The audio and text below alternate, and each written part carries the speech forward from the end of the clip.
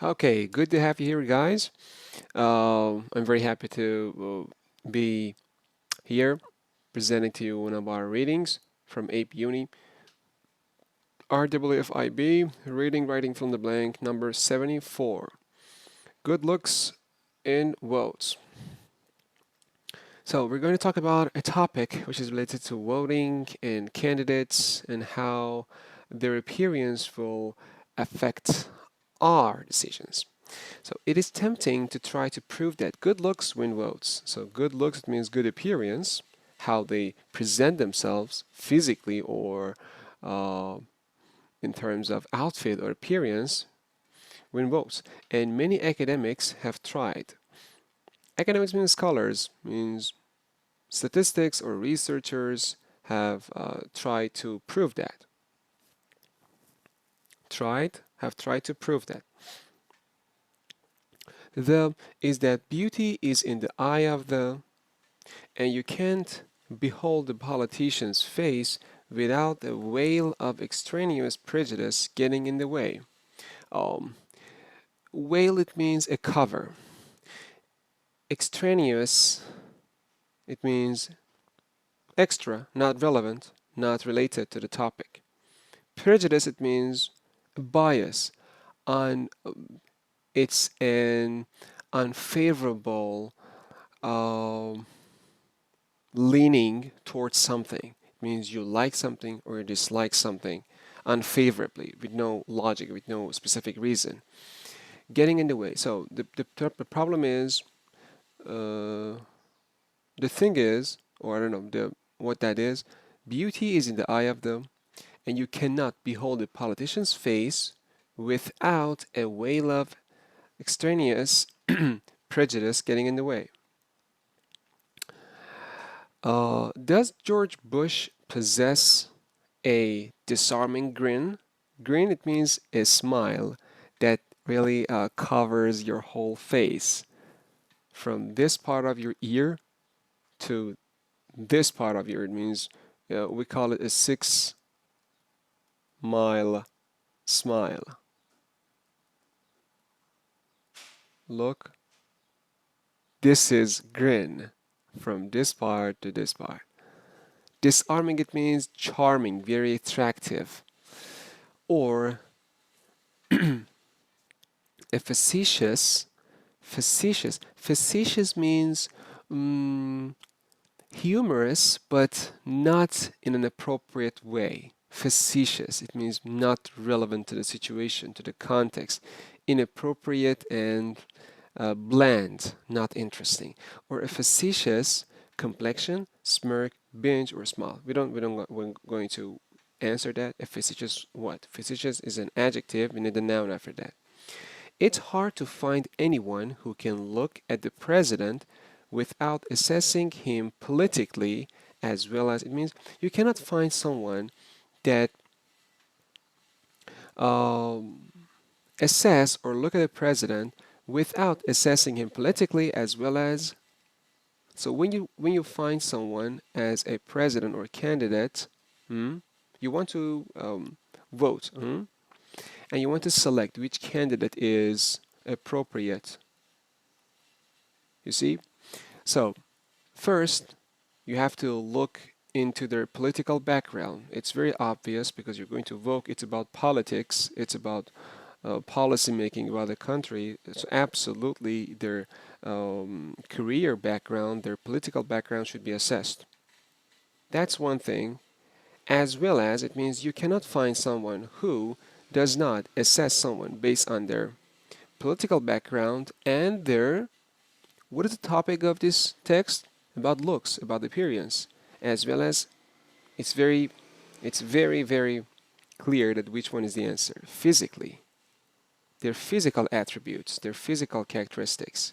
So both you look at them, their outfit, their appearance, the way their character, the way they present themselves, as well as their political background. The last one is physically, culturally, economically, individually. No, we're not going to work on individual things. How, who are they? What are their characteristics, features? No, physically, what you can see. You can't figure out what's going on in their lives or in their minds. Just outfit, looks. So physically as well as politically. From the beginning, it's time to prove that good looks win votes. Many people are trying to prove that, yeah, good looks, good appearance, or the way people present themselves, especially in political contexts, will win them votes. The difficulty principle idea concept is that beauty is in the eye of the. If this one, let's get down to this one. This one is a fixed phrase, or we call it an idiom. The beauty is in the eye of the beholder. It means uh, me, as someone who is looking at something. For example, this guy, to me, is beautiful, but to someone else, is not beautiful. So beauty is, yes, subjective. It's not objective. It depends on the person who view that which is going to be beautiful. So beauty is my eye, is in my eye. I am the beholder. Mhm. Someone who views it. So beauty is in my eye. That is the meaning of this idiom. Beauty is in the eye of the beholder. So beauty is a subjective concept, not objective. Mhm. So to me, this guy is beautiful. To you, this guy. To someone else, another guy. This is the problem. We don't know what is good looks.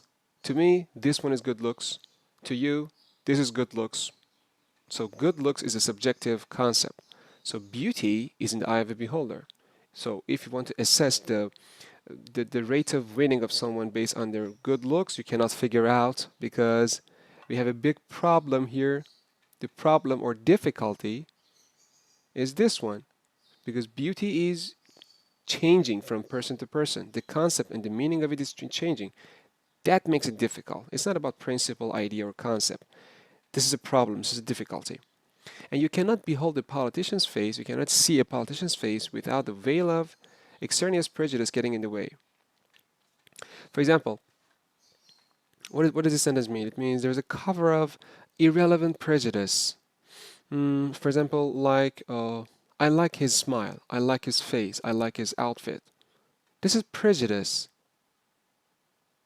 So you cannot behold it without a prejudice, unfavorable liking or disliking towards something. We call it prejudice. Mm? You like this guy based on its suit, based on his suit, for example.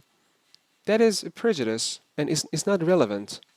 So you cannot see a politician's face without a veil of extraneous prejudice. Getting in the way, it means blocking or clouding your vision or clouding your decision making. Does George Bush possess a disarming eye? It means that this is the continuation of this sentence, beauty is in the eye of the beholder. Here it says, does George Bush possess a disarming grin or a facetious? Disarming is a positive attribute. Grin, again, is a good thing. Grin is a smile, good smile. Grin is positive. Disarming means attractive, charming, so it's positive.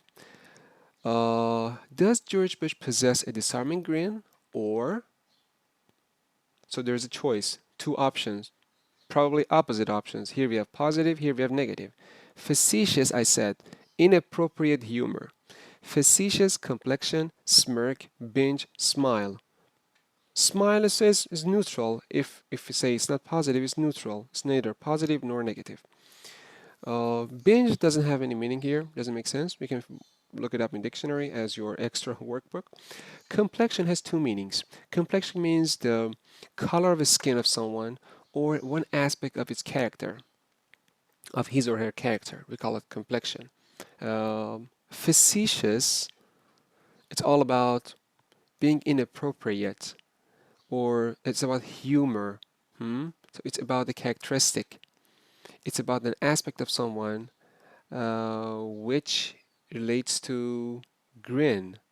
Here we have grin. So here we have a positive meaning of a smile or laughing or I don't know, whatever we call it. It's grin and disarming. So Disarming with facetious are antonyms. These are antonyms. Grin, we have to look for something which makes this parallel complete. Grin, I said smile, it's either positive or neutral, it's not negative. Smirk is negative. Smirk is a kind of smile that you snuggishly um, point at something or someone. Smirk is like an overview, it's like a, how can I say, a very negative act of smiling at someone, which shows that you're superior, mm, and you're making fun of them or you're mocking them. We call it smirk, like this one. Hmm. See, for example, you don't know this answer? Like this one. Huh. You see, this is a smirk, making fun or mocking at someone. So facetious smirk. It's all about smirk. So based on the previous collocation, we're going to find out this answer. So complexion is not, binge is not, smile is either positive or neutral. It's hard to find anyone who can look at the president without assessing him politically as well as, I said, physically. So it's hard to find someone that only looks at one aspect of a president, just politically. Hmm? No, a guy who is going to vote look at someone both physically, his outfit, how he smiles, how he dresses, how he acts, how he behave, and his political background. So it's hard to find someone who is looking at one aspect of it. No, both politically and physically, he or she will look at that in this way. That was all about this reading. It was very easy. Just be careful about fixed expressions, work on your idiomatic structures and your vocabulary and clues that will give you the answers. Okay? That was it, guys. Thank you for watching. See you next time.